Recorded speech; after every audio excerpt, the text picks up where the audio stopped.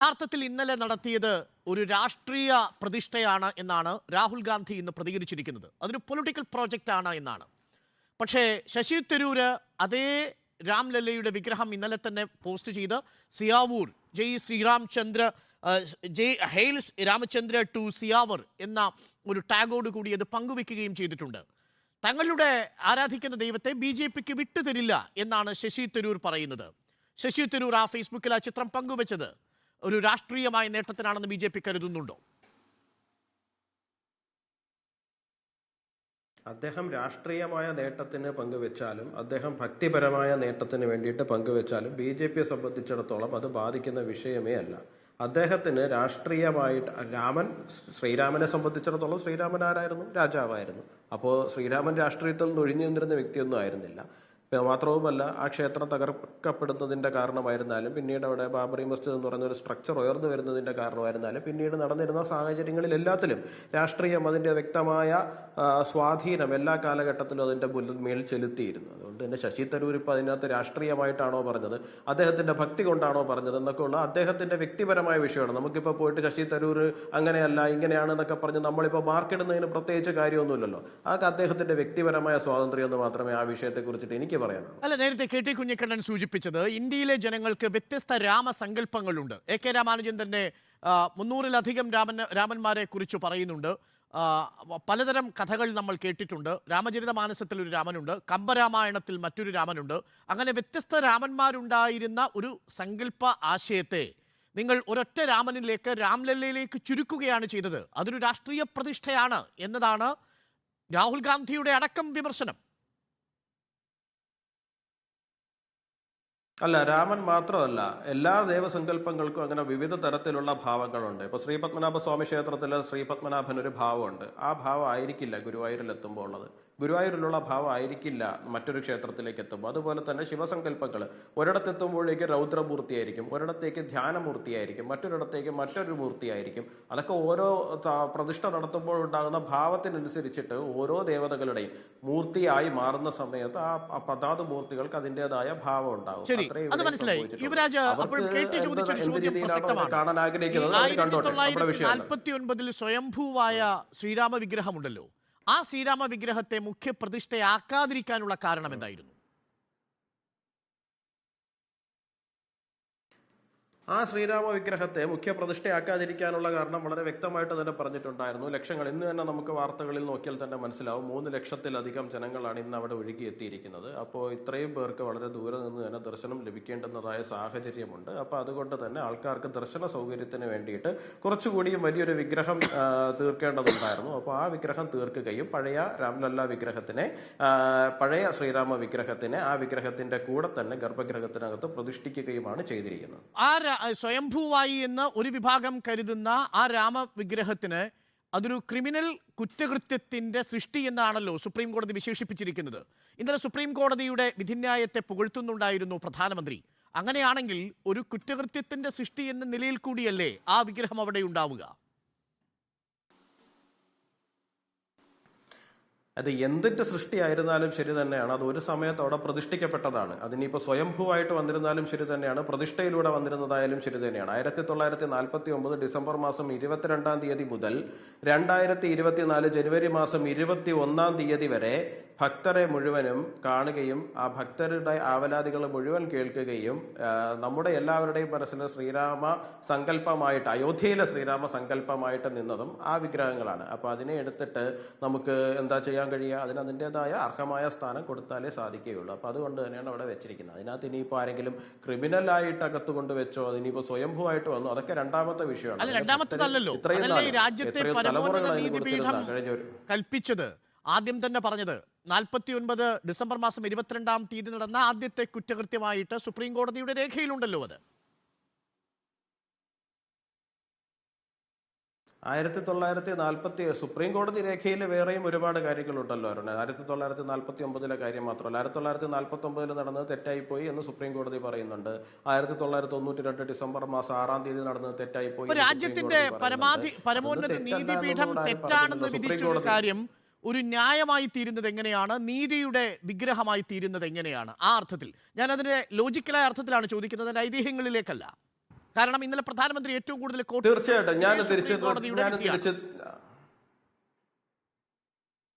തീർച്ചയായിട്ടും അങ്ങനെ തന്നെ മറുപടി പറയാറുണ്ട്. ഒരാള് ഇപ്പോൾ അത് കൊണ്ടുവച്ച ആൾക്കാർ ചിലപ്പോൾ എന്താണ് അൺലോഫുൾ ആയിട്ടായിരിക്കും കൊണ്ടുവച്ചിരിക്കുന്നത്. പക്ഷേ അത് കൊണ്ട് പ്രതിഷ്ഠിക്കപ്പെട്ടതിന് ശേഷം അതിനൊരു സങ്കല്പം ഉണ്ടായിട്ടുണ്ട്. ആ സങ്കല്പത്തെ ജനങ്ങൾ, കോടിക്കണക്കിന് ജനങ്ങൾ ആരാധിച്ചിട്ടുണ്ട്. അവിടെ അത്രയധികം തീർത്ഥാടകർ വന്നിട്ടുണ്ട്, അവർ പ്രാർത്ഥിച്ചിട്ടുണ്ട്, പോയിട്ടുണ്ട്. ഇപ്പൊ ശ്രീ കെ ടി കുഞ്ഞിക്കണ്ണൻ തന്നെ ആ വിഗ്രഹം അവിടെ പ്രതിഷ്ഠിക്കപ്പെടാത്തതിന്റെ ആശങ്കയൊക്കെയാണ് പങ്കുവയ്ക്കുന്നത്. അപ്പൊ ഇതുപോലെ ആശങ്കകൾ പങ്കുവയ്ക്കുന്ന ലക്ഷക്കണക്കിന് കോടിക്കണക്കിന് ജനങ്ങൾ ഉണ്ടാവും. അപ്പൊ അവർക്കെല്ലാവർക്കും അതിനകത്ത് കൃത്യമായിട്ട് അവർക്ക് സമാശ്വാസമായ മറുപടി ഉണ്ടാകണം, അവർക്ക് അതിന് കൃത്യമായിട്ടുള്ളൊരു സൊല്യൂഷൻ ഉണ്ടാകണം. ശരി, ഒരു കാര്യം കൂടി സംശയം ചോദിക്കട്ടെ. ഇന്നലെ പ്രധാനമന്ത്രി മുഖ്യ യജമാനായ കാർമ്മികത്വം നിർവഹിച്ചത് ഏത് താന്ത്രിക വിധി പ്രകാരമായിരിക്കും? കാരണം അങ്ങനെയാണെങ്കിലാണ് ഈ വിശ്വാസ പ്രമാണങ്ങൾ ഉണ്ടാവുക. പ്രതിപക്ഷ നേതാവ് ഇന്നലെ പ്രതികരിച്ചത് ബിർള ഹൗസിൽ ഒരു രാമൻ ഇരുന്ന് കരയുന്നുണ്ട് എന്നാണ്. അപ്പോൾ പ്രാണപ്രതിഷ്ഠാ കർമ്മം നിർവഹിച്ചത് ഏത് താന്ത്രിക വിധി പ്രകാരമായിരിക്കും? ഇതുവരെയും അത് വ്യക്തമായിട്ടില്ല. ചുരുങ്ങിയ പക്ഷം ഈ പുരിയിലെ 2 ശങ്കരാചാര്യന്മാർക്കെങ്കിലും, ഒന്ന് പുരിയിലെയും മറ്റൊന്ന് ഉത്തരാഖണ്ഡിലെയും. അല്ല, അതിൽ ഒരു ശങ്കരാചാര്യർ എന്ന് പറഞ്ഞു കഴിഞ്ഞാൽ അദ്ദേഹം എന്താണ് വളരെ നേരത്തെ തന്നെ 2014 തന്നെ നരേന്ദ്രമോദിജിക്കെതിരെ പ്രചരണത്തിന് ഇറങ്ങിയിട്ടുള്ള ഒരു ശങ്കരാചാര്യരാണ്. അദ്ദേഹം ഇതുവരെ ഒരു ശങ്കരാചാര്യന്മാരൊന്നും അങ്ങനെ രാഷ്ട്രീയം പറഞ്ഞിട്ടില്ല. പക്ഷെ അദ്ദേഹം അങ്ങനെ രാഷ്ട്രീയം പറയുകയും മുന്നിട്ട് ഇറങ്ങി വരികയും ഒരു തെരഞ്ഞെടുപ്പ് പ്രചരണത്തിന് പ്രധാനമന്ത്രിക്കെതിരെ അല്ല നരേന്ദ്രമോദിജിക്കെതിരെ ഇറങ്ങുകയും ചെയ്യുന്ന ഒരു സാഹചര്യം ഉണ്ടായിരുന്നു. അപ്പൊ അദ്ദേഹത്തിന്റെ വിഷയം രാഷ്ട്രീയം മാത്രമാണ്. പിന്നെ മറ്റേ അദ്ദേഹം പറയുന്ന അദ്ദേഹത്തിന് എന്താണ് റോൾ എന്നൊക്കെയാണ് അദ്ദേഹം ചോദിച്ചിരിക്കുന്നത്. ഞാൻ മനസ്സിലാക്കുന്നിടത്തോളം ശങ്കര പരമ്പരയുടെ രീതികൾക്കനുസരിച്ചിട്ടല്ല അതിന്റെ അകത്ത് പ്രതിഷ്ഠാ കർമ്മം നടന്നിരിക്കുന്നത്. ഞാനൊരു ഹൈന്ദവ ആചാര്യനല്ല. ഹൈന്ദവ ആചാര്യന്മാരായിട്ടുള്ള ഒരുപാട് പേര്, ഒരുപാട് സന്യാസി പടകൾ ഇവിടെ കേരളത്തിൽ നിന്ന് ചിന്മയ മിഷൻ ഉൾപ്പെടെ, കുളത്തൂർ അദ്വൈതാശ്രമം ഉൾപ്പെടെ, നമ്മുടെ ആചാര്യന്മാർ ഞാനത് കംപ്ലീറ്റ് യുവരാജും കരുതുന്നില്ല. അതാണ് ഞാൻ പറഞ്ഞു വരുന്നത് അരുണേ. അത് പറയാനുള്ള അറിവ് ഒരു രാഷ്ട്രീയക്കാരനായ എനിക്കില്ല. ഓക്കെ, ഞാനൊരു കേവലം രാഷ്ട്രീയക്കാരൻ മാത്രമാണ്. ഞാനൊരു ഹൈന്ദവ ആചാര്യനല്ല.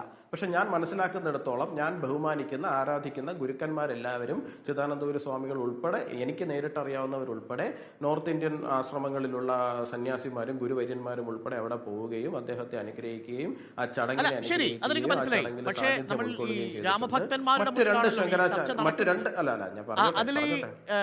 താന്ത്രിക വിധി പ്രകാരമാണോ അല്ലയോ രാമഭക്തന്മാരുടെ മുൻപിൽ മാത്രമൊന്നുമല്ലോ. പക്ഷേ ആ ഗർഭഗൃഹത്തിലേക്ക് എത്തിയ 5 പേരിൽ 3 പേരും നേരിട്ട് രാഷ്ട്രീയ പ്രവർത്തനം നടത്തുന്നവരാണ്, സർക്കാരിന്റെ വിവിധ ചുമതലകൾ വഹിക്കുന്നവരാണ്. ഒരാൾ ഒരു മതസംഘടനയുടെ വക്താവാണ്. അതിൽ ഒരാൾ മാത്രമാണ് നേരിട്ട് ഈ വിഗ്രഹവുമായി ഏതെങ്കിലും തരത്തിൽ പൗരോഹിത്യവുമായി ചേർന്ന് നിൽക്കുന്നത്. അപ്പോൾ 5-ൽ 4 പേരും പൗരോഹിത്യവുമായി ബന്ധമില്ലാത്തവരാണ്. അവരാണ് ഈ കാർമ്മികത്വം നിർവഹിക്കുന്നത്. അങ്ങനെയുള്ളൊരു ചടങ്ങിൽ പ്രതിഷ്ഠിക്കുന്ന രാംലല്ലയെ ശശി തരൂർ പങ്കുവെച്ചതിലാണ് പല വിമർശനങ്ങളും ഉണ്ടാവുന്നത്. അതുകൊണ്ടാണ് ആ ചോദ്യം പ്രസക്തമാകുന്നത്. യുവരാജ്, അല്ല, ഇവിടെ പല ക്ഷേത്രങ്ങളുടെയും ഊരായ്മക്കാരെന്ന് പറയുന്ന വിഭാഗങ്ങളുണ്ട്. ഈ ഊരായ്മക്കാരെല്ലാവരും തന്നെ ഈ പറയുന്ന ഒരു ക്ഷേത്രത്തിൽ പ്രതിഷ്ഠ നടക്കുന്ന സമയത്തൊക്കെ അവിടെ പങ്കെടുക്കുന്നുണ്ട്. അത് ഓരോരുത്തരുടെ സമ്പ്രദായങ്ങൾ അനുസരിച്ചിരിക്കും. ഇപ്പൊ നമ്മുടെ ഇവിടുത്തെ ക്ഷേത്രങ്ങളിൽ ആരും നമ്മൾ നേരിട്ട് ചെന്നിട്ട് വിഗ്രഹങ്ങളിൽ അഭിഷേകം നടത്തുകയോ അടുത്ത് ചെന്നിരിക്കുകയോ അതിനെ തൊടുകയോ ഒന്നും ചെയ്യുന്ന എന്നാൽ അങ്ങനെയല്ല. കാശിയിൽ ഉൾപ്പെടെ അങ്ങനെയല്ല. നമുക്ക് നേരിട്ട് ചെന്ന് വിഗ്രഹത്തിൽ അഭിഷേകം നടത്താൻ കഴിയുന്നതൊക്കെയാണ്. അപ്പൊ അവിടുത്തെ സമ്പ്രദായങ്ങൾ മൊത്തത്തിൽ വേറെയാണ്. 5-ൽ കൂടുതൽ ആൾക്കാരകത്തുണ്ടായിരുന്നു എന്നാണ് വിഷ്വൽസ് കണ്ടതിൽ നിന്ന് ഞാൻ മനസ്സിലാക്കുന്നത്. 5 പേര് ഈ പറയുന്ന പോലെ ക്ഷണിക്കപ്പെട്ടവരായിരുന്നു. ബാക്കി അല്ലാതെ വേറെ പല നമ്മുടെ ഉടുപ്പി മഠത്തിലെ സ്വാമി ഉൾപ്പെടെ അകത്തുണ്ടായിരുന്നു. അദ്ദേഹം നിവേദ്യം കൊടുക്കുന്ന സമയത്ത് അദ്ദേഹത്തിന്റെ മുഖം മറയ്ക്കുന്നതൊക്കെ കൊണ്ടാണ്. ഞാൻ ഉടുപ്പിയുടെ അവർ ഫോളോ ചെയ്ത് പോയിരുന്നിരുന്ന രീതി അതാണ്. നിവേദ്യം കൊടുക്കുന്ന സമയത്ത് അവരെല്ലാവരും മുഖവും വായും മറയ്ക്കുക എന്ന് പറയുന്നത് അവരുടെ രീതിയാണ്. അദ്ദേഹം ഉൾപ്പെടെ അത് ചെയ്യുന്നുണ്ടായിരുന്നു. അപ്പൊ അവർക്കെല്ലാവർക്കും ഉണ്ട്, അവർക്കറിയാമല്ലോ. അവരെ ഇപ്പൊ ഉടുപ്പിയിലെ മഠാധിപതിയെക്കാളിൽ കൂടുതൽ ഇപ്പൊ ഞാൻ വന്നിരുന്നിട്ട് ഇതിന്റെ താന്ത്രിക വശം വിശദീകരിക്കേണ്ട കാര്യമൊന്നുമില്ല. ജ്ഞാനികളായിട്ടുള്ള എല്ലാവരും ഈ പുരിയിലെ ശങ്കരാചാര്യര് രാഷ്ട്രീയമായ ഒരു പ്രതികരണമാണ് നടത്തിയതെന്ന് യുവരാജ് പറഞ്ഞതുകൊണ്ടാണ് ഞാൻ ചോദിച്ചത്. അങ്ങനെയാണെങ്കിൽ പ്രധാനമന്ത്രി നടത്തിയത് ഒരു രാഷ്ട്രീയ പ്രതിഷ്ഠ കൂടിയാണ്. അല്ല, അത് അദ്ദേഹത്തിന് പ്രധാനമന്ത്രി അതെങ്ങനെയാവും? പ്രധാനമന്ത്രി അല്ല അവിടെ പ്രതിഷ്ഠ നടത്തി. പുരോഹിതൻ രാഷ്ട്രീയം പറഞ്ഞാൽ രാഷ്ട്രീയക്കാരന് പൗരോഹിത്യവുമാവാം. തന്ത്രിയായിട്ടുള്ള വ്യക്തിയാണ്. മനസ്സിലായില്ല. ഒരു പുരോഹിതൻ പറഞ്ഞത് രാഷ്ട്രീയമാണെന്ന് വിലയിരുത്തുന്നുണ്ടെങ്കിൽ രാഷ്ട്രീയം പറയുന്നത് പൗരോഹിത്യം എന്നാണോ നമ്മൾ വിശ്വസിക്കേണ്ടത്? രാഷ്ട്രീയക്കാരന് പൗരോഹിത്യം പാടില്ല എന്ന് എവിടെയെങ്കിലും പറഞ്ഞിട്ടുണ്ടോ? ഉണ്ട്.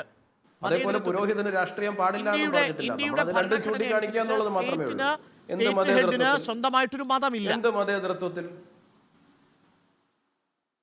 സ്റ്റേറ്റ് ഹെഡിന് സ്വന്തമായിട്ട് മതമില്ല എന്ന് എവിടെയാണ് പറഞ്ഞിരിക്കുന്നത്? സ്റ്റേറ്റ് ഹെഡിന് മതമില്ല. പിന്നെ സ്റ്റേറ്റ് ഹെഡ് നാളെ മുതൽ ക്ഷേത്രങ്ങളിൽ പോകുമ്പോൾ ക്ഷേത്രങ്ങളിൽ പോകാൻ പാടില്ല എന്ന് പറയും. സ്റ്റേറ്റ് ഹെഡിന് മതമില്ല എന്ന് പറഞ്ഞാൽ രാഷ്ട്രത്തിന്റെ പ്രധാനമന്ത്രി എന്ന നിലയിൽ ഒരു മതമില്ല. രാഷ്ട്രത്തിനൊരു ദേശീയ ക്ഷേത്രമില്ല, ഒരു ദേശീയ മതമില്ല. നമ്മളുടെ ദേശീയ നേതാക്കൾക്ക് അവർക്ക് വ്യക്തിപരമായ മതങ്ങൾ ഉണ്ടാവും, പക്ഷേ രാഷ്ട്രത്തിനില്ല. വ്യക്തിപരമായി മതങ്ങൾ ഉണ്ടാകുമല്ലോ. അപ്പൊ വ്യക്തിപരമായി തന്നെയാണ് അദ്ദേഹം പങ്കെടുത്തിരിക്കുന്നത്. പ്രശ്നം തീർന്നില്ലേ?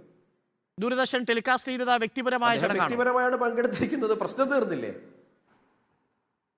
അദ്ദേഹം പ്രധാനമന്ത്രി എന്ന സ്ഥാനത്തിരിക്കുന്നതുകൊണ്ട് അദ്ദേഹം പോകുന്ന സ്ഥലത്തെ അപ്പൊ അദ്ദേഹത്തിന്റെ അമ്മയെ കാണാൻ പോകുന്നു. അത് ദൂരദർശൻ ടെലികാസ്റ്റ് ചെയ്യുന്നുണ്ട്. അദ്ദേഹം പ്രധാനമന്ത്രിയുടെ അമ്മയെ കാണാനല്ലോ, നരേന്ദ്രമോദിയുടെ അമ്മയെ കാണാനല്ലേ പോകുന്നത്. അത് തന്നെയല്ലേ ദൂരദർശൻ ടെലികാസ്റ്റ് ചെയ്യുന്നത്. അത് തന്നെയല്ലേ പരസ്പരം പോലെ അവര് വിളിച്ചിരിക്കുന്നത് നരേന്ദ്രമോദി എന്ന് പറയുന്ന പ്രധാനമന്ത്രിയാണ്. അദ്ദേഹം പ്രധാനമന്ത്രി സ്ഥാനത്തിരിക്കുന്നതുകൊണ്ട് മാത്രം അദ്ദേഹം അതാണ് മതേതരത്വത്തിന്റെ വീഴ്ചയെന്ന് നിരവധി ആളുകൾ പറയുന്നത്. മതേതരത്വത്തിന്റെ പ്രാണനെടുത്ത ചടങ്ങ് എന്ന് തന്നെ വിശേഷിപ്പിക്കപ്പെട്ടിരിക്കുന്നു. നിരവധി ആൾക്കാർ ഞാൻ വരാം യുവരാജ്. അതൊക്കെ ആൾക്കാർ പലതും പറയും. ആയിക്കോട്ടെ ആ വിമർശനങ്ങളൊക്കെ പിടിക്കട്ടെ.